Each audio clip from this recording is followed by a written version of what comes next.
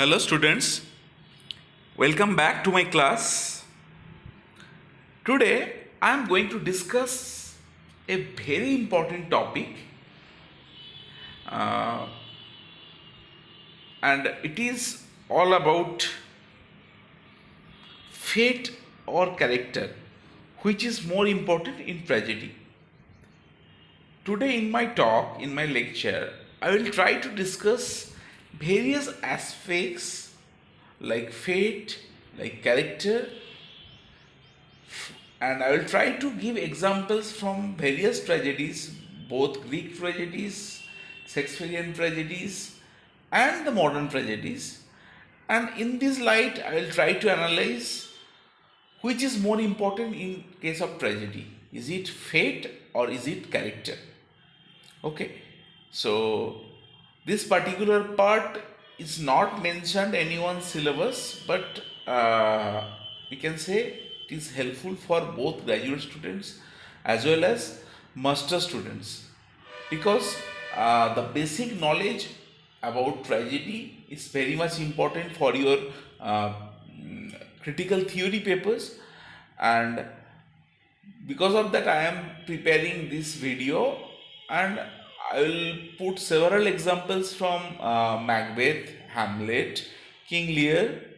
Then I will be providing examples from Sophocles' Oedipus the Rex, Oedipus King, and then Galsworthy's Justice, James Hinge's Riders to the Sea. So, if you follow my lecture properly, I am sure it will be very much beneficial to you. Okay, so let us begin my talk on the topic fate or character, which is more important in a tragedy. Okay, so there is a common fallacy that Shakespeare's tragedies are much different from that of the Greek classical tragedies. According to various critics, Shakespearean tragedies are the tragedy of characters, whereas Greek tragedies are tragedies of fate. Now, during my lecture, we will try to understand why the critics are actually saying these kind of things, why they are actually demarking between Shakespearean tragedies and classical Greek tragedies. Okay, so what is a tragedy? Tragedy is defined as an imitation of serious human action with the purpose of exciting the emotions of pity and fear, that is, the catharsis. This cathartic impact of creating pity and fear is the primary object of a tragedy. So, after watching a tragedy, the audience evokes the emotion of pity by seeing the bad luck of the protagonist, and also there is the emotion of fear while he or she compares him or her with the protagonist and puts him or her in the protagonist's place. So these two emotion comes out through the cathartic effect. However, the catharsis of tragedy is determined by the very motive force of the dramatic action. Tragedy presents human struggles and sufferings in which fate and environmental factors, as well as other different personages, that is, the characters, participate and influence the nature of the tragedy's tragic appeal. Incidentally, considering the role of fate and character in a tragedy, Greek tragedy and Shakespearean tragedies are well distinguished. The idea seems to be that in Shakespeare's tragedy, the catastrophe means the tragic end. The catastrophe is due to the inevitable operation of the character and circumstances While in Greek drama, the catastrophe is brought about by some extra cosmic forces named as the fate. And this is not understandable by any human reason and will. So, fate is something which is already been decided against someone, and the person, how much he or she tries, he or she cannot changes the fate. Okay. So, nothing is more misleading than the distinction between Shakespearean tragedy and Greek tragedy.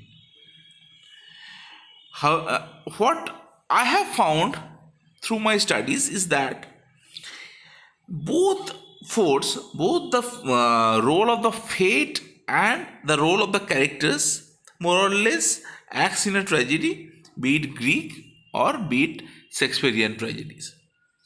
Okay, so let us see some examples from both Greek tragedies and from Shakespearean tragedies, and let us try to find out how the fate and character play significant role in those tragedies.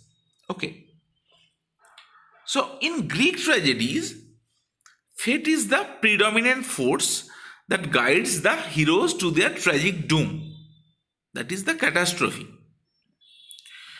In most of the Greek tragedies, man is made to suffer because of the attitude of this mighty power, which is occasionally shown as very much malignant. Let us take the example of Sophocles' Oedipus Rex. In Sophocles' Oedipus Rex, we have a man, the protagonist, Oedipus, who is doomed before his birth. There was a divine oracle that this man is going to kill his father Laius and is going to marry his mother Jocasta. And it happened before his birth. So there was no control of the protagonist over the fate. Right? And as per the oracle, he ultimately has to commit the parricide. Parricide means killing of father, which was predestined.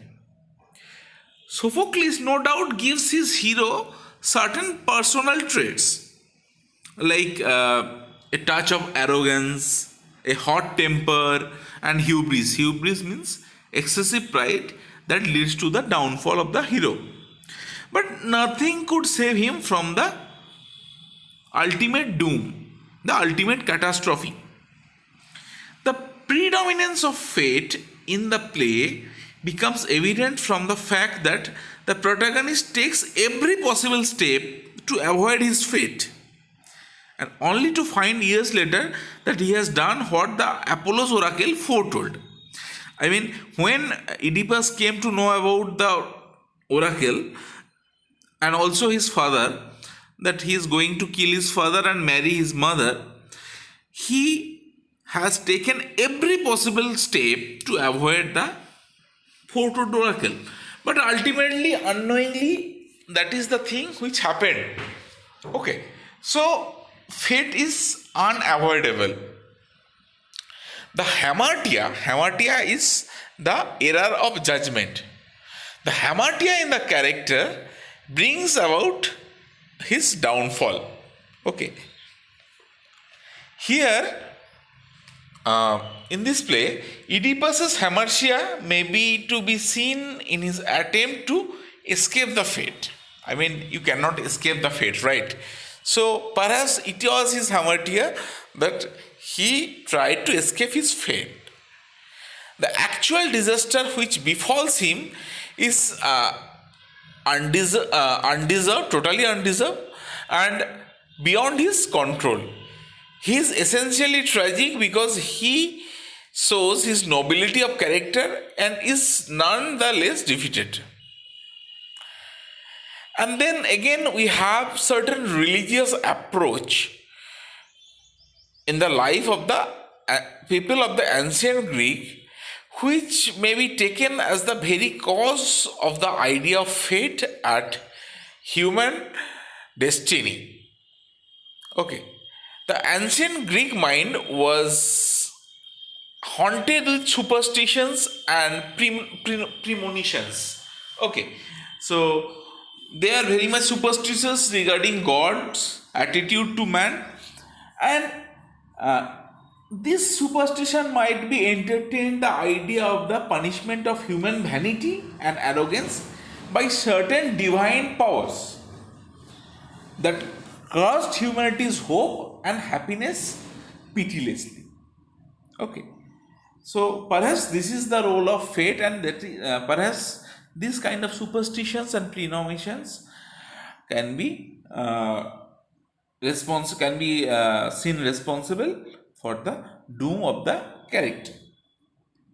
So let us move to the Shakespearean tragedies and see whether the fate had that much of role to play in Shakespearean tragedies, just like the classical Greek tragedies. In Shakespearean tragedies, such as in Macbeth, Macbeth is in your syllabus in second year. So I am sure all of you have read Macbeth. So that is why I have put the example of Macbeth here. So, as in Macbeth, the character of the protagonist is responsible for the tragic fall, unlike in the case of Oedipus Rex. So, Macbeth's hubris, which may be interpreted as his inordinate ambition and one fatal error of judgment that he commits by building his hope on false sense of security, which ultimately brings about his ruin. So, Macbeth was ambitious and he has committed the regicide, the murder of the King Duncan, and because of that crime, he had fate. He has faced his downfall. He has faced his downfall. Okay, so his vaulting ambition becomes a passion, and the course of action suggested by it is extremely dangerous. It hurts his good name, his position, and at the end of the play, his life at the hazard. It also antagonizes to his good feelings, and their defeat in the struggle with ambition leaves him utterly wretched. His instincts of self assertion are so vehement that no inward misery could persuade him to relinquish the fruits of the crime. He could not enjoy the fruit of his crime. He could not enjoy the kingship. Same thing happened with his wife, Lady Macbeth. Lady Macbeth was walking in her sleep. She was having somnambulism, and the inner conflict, inner chaos often comes out while he speak during her sleepwalking. Okay, so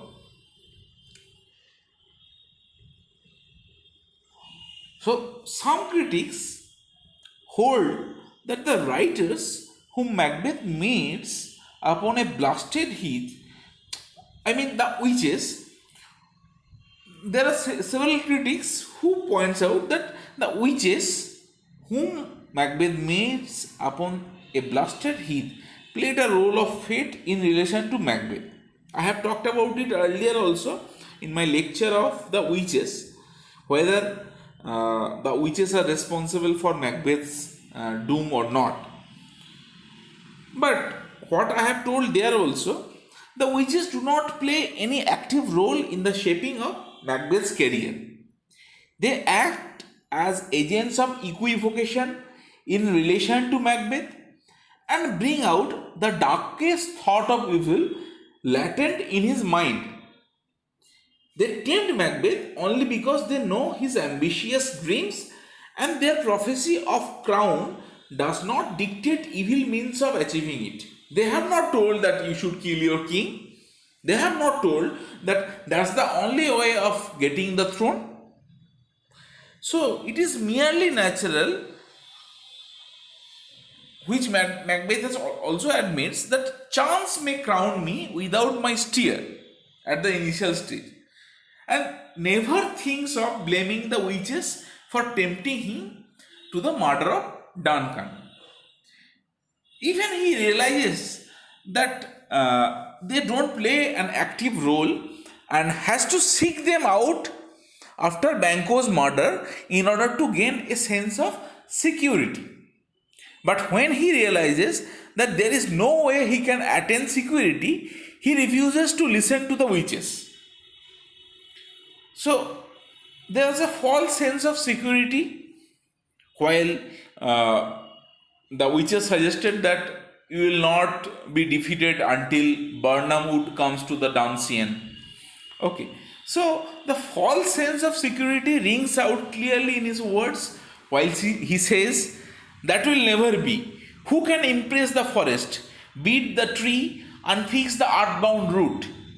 So, when forces of good finally begin to take over the forces of evil, the witch's equivocation works against Macbeth.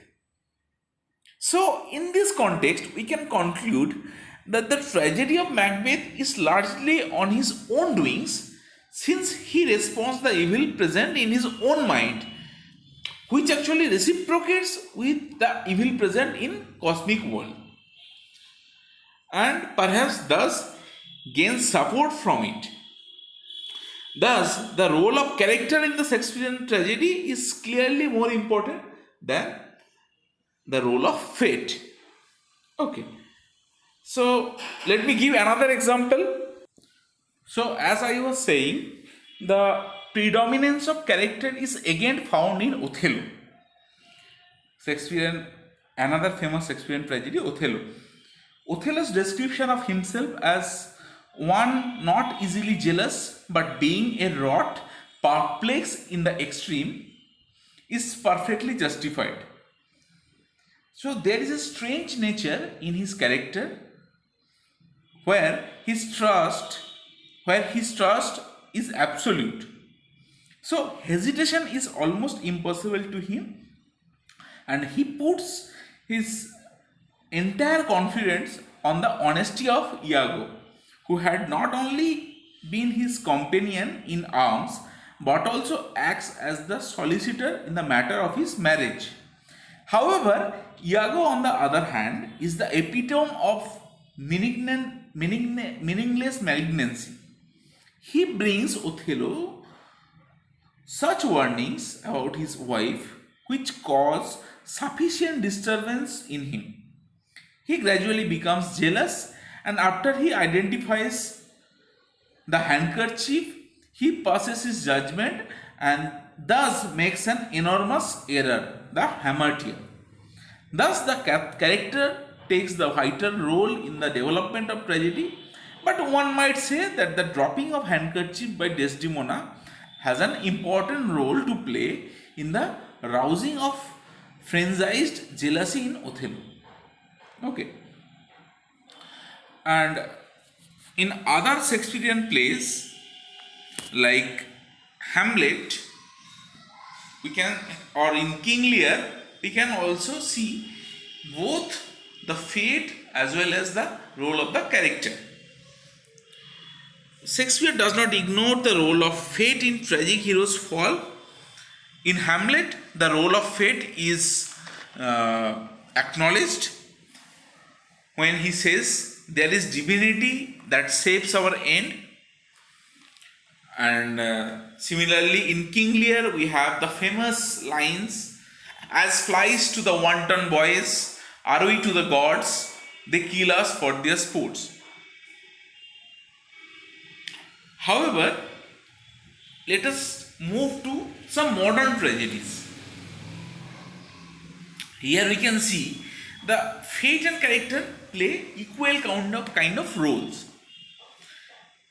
For example, in James Synge's famous tragic play, Riders to the Sea serves as the symbol of fate. The tragic conflicts of the play show that the sea as a living force raged against the pitiful, weak, helpless human beings, the simple peasants and the fishermen of the island. So, these characters, these pitifully weak, helpless humans, they perish silently as they can't keep away from the sea, for it is the principal source of their living. All the fishermen, they do their livelihood from the sea, because they catch the fishes and they sell it to the market.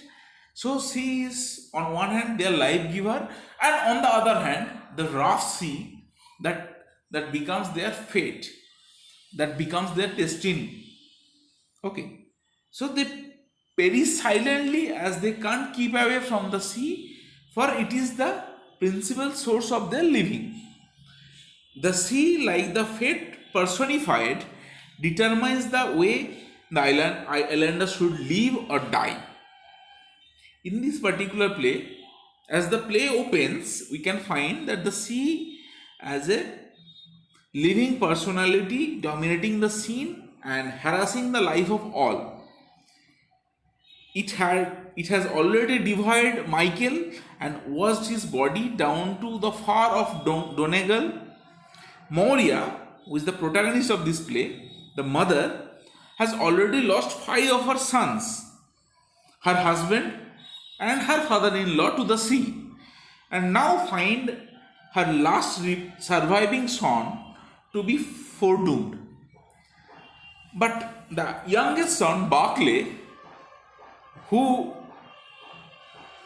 is the only living son of Moria, is very much cynical in his relation with the sea. He is drawn towards it and tries to have some kind of courage to defy his fate, and ultimately meets his death.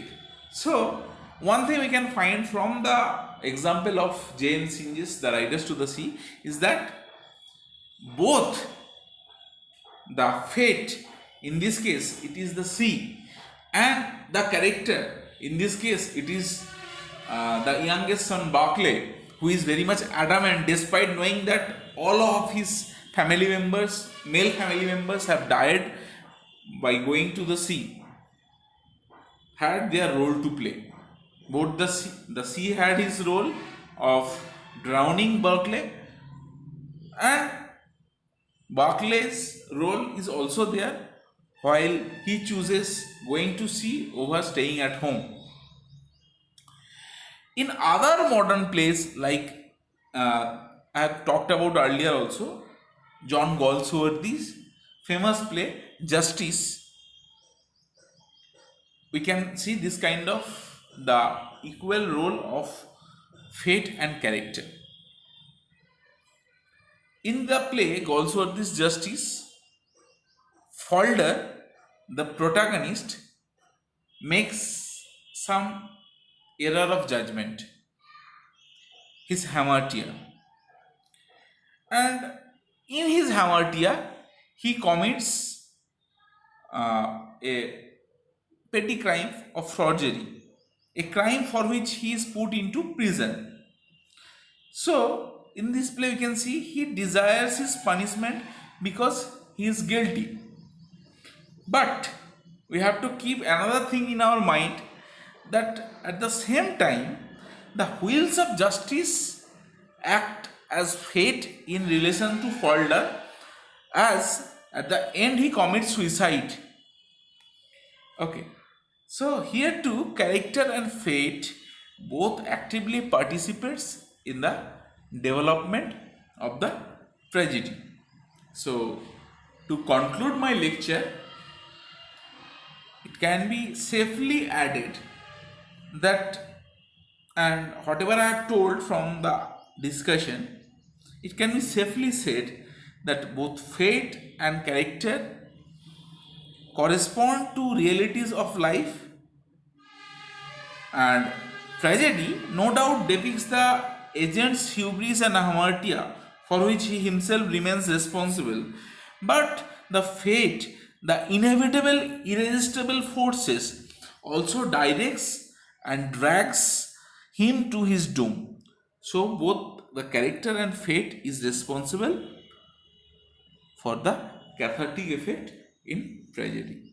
Thank you.